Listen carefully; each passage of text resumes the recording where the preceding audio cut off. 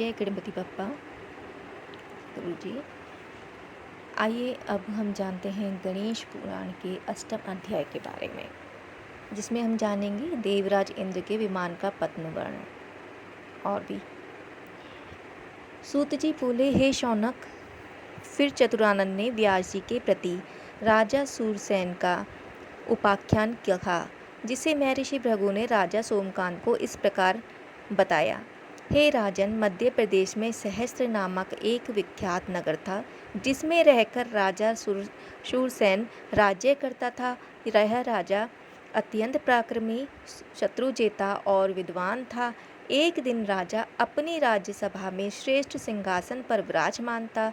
तभी उसने कुछ दूर पर एक विमान गिरता देखा। राजा ने अपने दूतों को उसका पता लगाने का आदेश दिया, तो उन्होंने लौटकर बताया, महाराज, यह विमान देवराज इंद्र का है।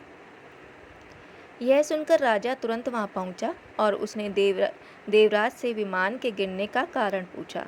इंद्र ने उत्तर दिया, राजन, मैं गणेश रूप भुषुंडी ऋषि के दर्शन करके लौट रहा था। तभी मेरे विमान पर तुम्हारे एक कुष्ठी दूत की दृष्टि पड़ गई।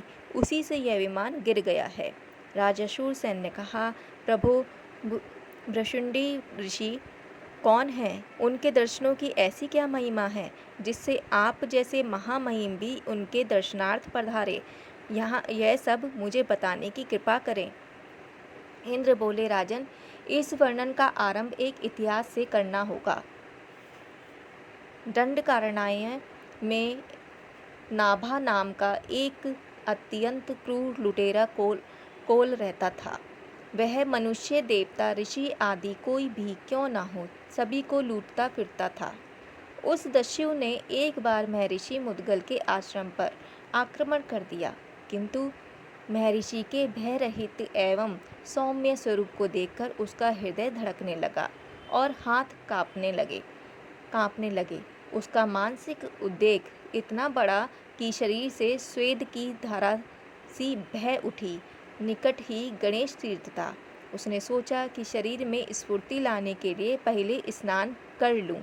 इसलिए उसने उस कुंड में गोता लगाया ही था कि उसकी वृत्ति बदल गई। अब उसने महर्षि मुद्गल के पास जाकर उनके चरण पकड़ लिए और अपने अपराध के लिए क्षमा मांगने लगा। हे महाराज, ऋषि तो दयालु थे ही, उन्होंने उस दस्यु को क्षमा कर दिया। तब उसने निवेदन किया, भगवान, मैंने अब तक बहुत पाप किए हैं, उनसे निवृत्ति का कुछ उपाय बताइए। यह सुनकर महर्षि ने उसे गणेश की सप्ताक्षरी मंत्र गणेशाय ओम नमः का उपदेश किया और फिर बोले, वत्स, मैं यहाँ एक काष्ठ गाड़ देता हूँ। उसके अंकुरित होने तक तुम तपस्या करते रहोगे तो अभिष्ट की अवश्य पूर्ति होगी। वह महर्षि को प्रणाम कर वन में मंत्र जपता हुआ तपस्या करने लगा। उसे तप करते करते 1 सहस्त्र वर्ष व्यतीत हो गए। तब सहसा वह लकड़ी अंकुरित हो गई। उसी समय महर्षि मुद्गल ने उसे दर्शन दिए और उसे सुंदर एवं दिव्य देह युक्त करके अपना पुत्र बना लिया। तदुपरांत उन्होंने उसे गणेश्वर का एकाक्षरी बीज मंत्र दिया। उसने उस मंत्र का अत्यंत भक्तिभाव से अनुष्ठान किया तथा अनुष्ठान के संपन्न होने पर उसकी भ्रुकुटी से एक सूंड निकल पड़ी। तभी से उसका नाम भ्रशुंडी हो गया। हे राजन, तदुपरांत महर्षि ने उसे वर दिया कि जो कोई तुम्हारा दर्शन करेगा वही मोक्ष को सहज ही प्राप्त कर लेगा और तुम 1 लाख कल्प तक जीवित रहोगे। तब से वह कोल परम सिद्ध महाज्ञानी एवं महर्षि हो गया। संसार भर के बड़े बड़े महर्षि एवं देवता आदि उनके दर्शन को आने लगे। मैं भी उनकी महिमा सुनकर उनके दर्शनार्थ आया था।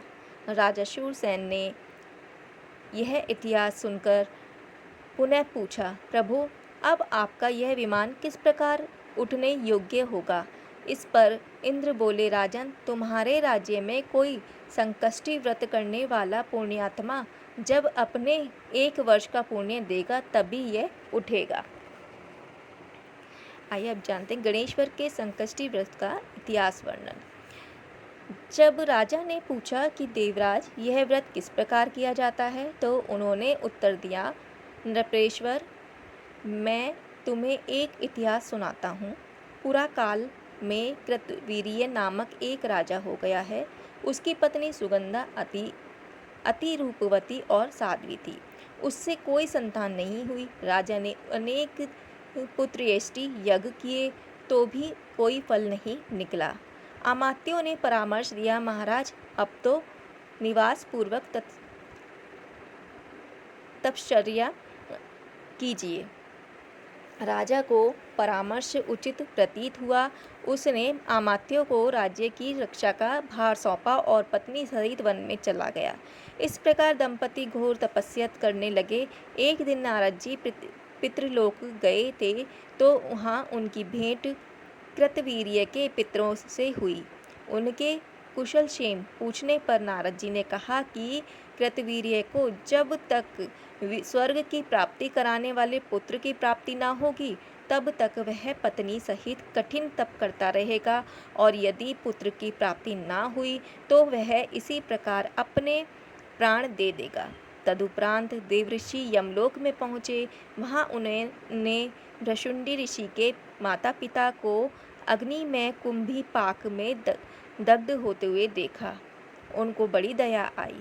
उन्होंने भृशुंडी ऋषि के पास जाकर उनकी दशा का वर्णन करने के पश्चात कहा, मुनिवर, आपके माता पिता कुंभीपाक नरक में पड़े हुए घोर दुख भोग रहे हैं।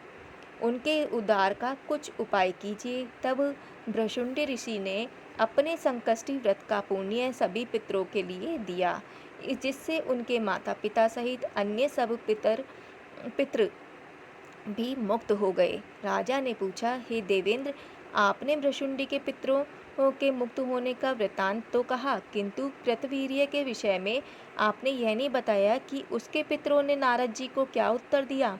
वह भी बताने की कृपा कीजिए। देवराज बोले, नरेंद्र, उसका भी उत्तर सुनो।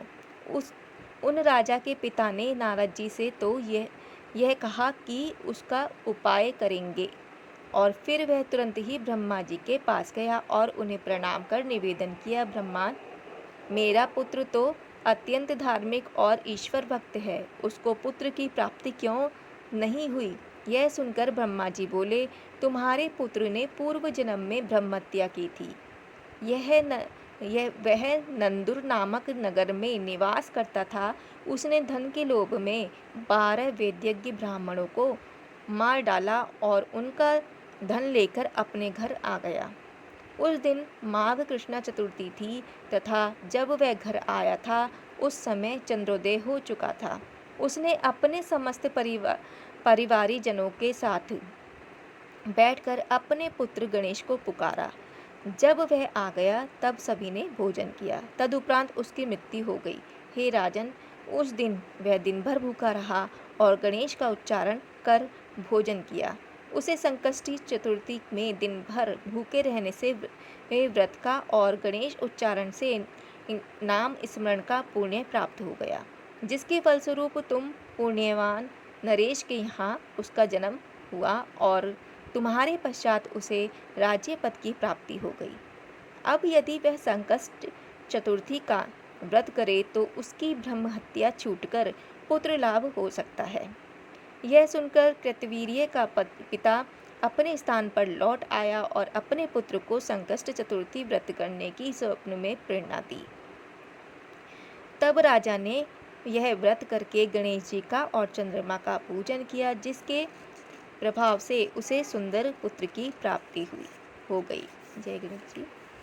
ब्रह्मा जी बोले, हे व्यास, इंद्रदेव से गणेश जी के पूजन, व्रत, जप आदि की ऐसी महिमा सुनकर राजा शूरसेन ने अपने राज्य में ढिंढोरा पिटवाकर घोषणा की कि जिस किसी ने संकष्टी व्रत किया हो वह राजा के समक्ष उपस्थित हो। राजा उसे अभिष्ट धन प्रदान करेंगे। यद्यपि उस राज्य में गणेश जी का उक्त व्रत करने वाले कई गणेश भक्तों का निवास था, तथापि उन्हें उस घोषणा से यह आशंका हुई कि कहीं राजा कोई दंड ना दे बैठे। संभव है कि अभिष्ट धन देने की बात लोभ दिलाने के लिए कहलाई गई हो। हे द्वापायन इस भय से कोई भी राज्य सभा में जाने को इच्छुक नहीं था। किंतु तब भी एक व्यक्ति वहां पहुंचकर बोला, राजन, मैंने निरंतर कई वर्षों तक संकष्टी चतुर्थी में व्रत किए हैं। यदि आप मेरे कार्य को ठीक समझते हो तो आज्ञा कीजिए कि मैं क्या करूं। यदि कहीं आपने प्रलोभन देकर दंड देने के उद्देश्य से मुझे बुलाया है तो भी मैं प्रस्तुत हूँ। दंड की बात सुनकर राजा को हंसी आ गई। उसने उस व्यक्ति को सम्मान सहित बैठाकर सुरेश्वर के विमान गिरने की घटना बताई और अपना 1 वर्ष का पुण्य प्रदान करने का उससे निवेदन किया। राजा की बात सुनकर उसने सहर्ष अपने 1 वर्ष के संकष्टी व्रत का दान का संकल्प कर दिया। हे द्वापायन, उसके संकल्प करते ही इंद्रदेव का विमान ऊपर उठ गया। इस प्रकार देवराज अपने लोक को गए। तब राजा ने उस व्यक्ति को अभीष्ट धन देकर ससम्मान विदा किया और फिर स्वयं भी प्रतिवर्ष संकष्टी व्रत करने लगा, जिसके प्रभाव से इहलोक और परलोक में उसे पूर्ण आनंद की प्राप्ति हुई। व्यास जी ने पूछा, हे ब्रह्मांड, संकष्टी व्रत का आपने इतना अधिक महात्म्य बताया है, किंतु कुछ विद्वान अन्य चतुर्थियों में व्रत करना श्रेष्ठ मानते हैं, तब कौन सी बात ठीक है? ब्रह्मा जी बोले, हे द्वैपायन, सभी चतुर्थियों के व्रतों का बहुत महात्म्य है। जिस पर जो व्रत बन जाए वह उसी को करके अपने अभिष्ट की प्राप्ति कर सकता है, परंतु व्रत के विधान में अंतर अवश्य है। श्रावण मास की चतुर्थी में 7 मोदक खाकर रहें, भाद्रपद की चतुर्थी में दोनों का सेवन करें और आश्विन की चतुर्थी में पूर्ण उपवास, कार्तिक में दुग्धाहार करें और मार्गशीर्ष में निराहार रहें। पौष मास में गोमूत्र, माघ में तिल और